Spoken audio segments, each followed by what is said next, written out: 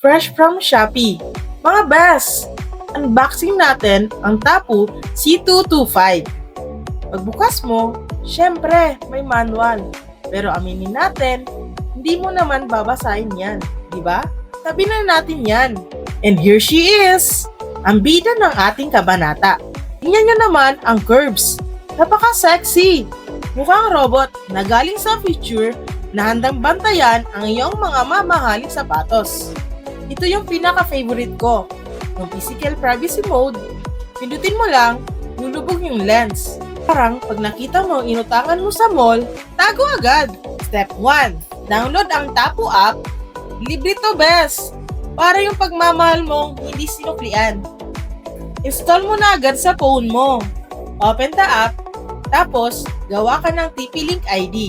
Gamitin ang active email mo ha. Huwag yung email na ginamit mo pang register sa mga dating sites. Hintayin mong mag-blink ang ilaw ng red at green. Sa app, tap ang plus icon sa taas. Hanapin ang model na C225. Important tip, siguraduhin 2.4 GHz ang Wi-Fi mo. Pag 5 GHz yan, mag-aaway lang sila. Hindi sila magko-connect. Ilagay ang password ng tama. Yung walang typo, please. Wait ka lang ng 30 seconds. Boom! Connected na! Yan mo siya ng pangalan. Bantay Bahay o CCTV ni Marites. Ikaw bahala. Pangalan mo naman yan.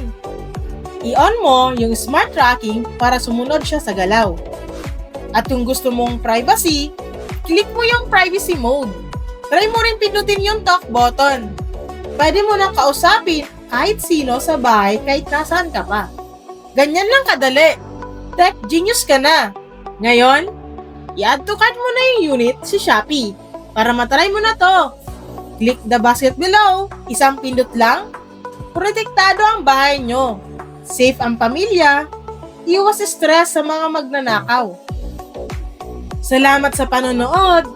Huwag kalimutang i-follow ang shop natin para sa mas marami pang tech details at budol finds. Love you all!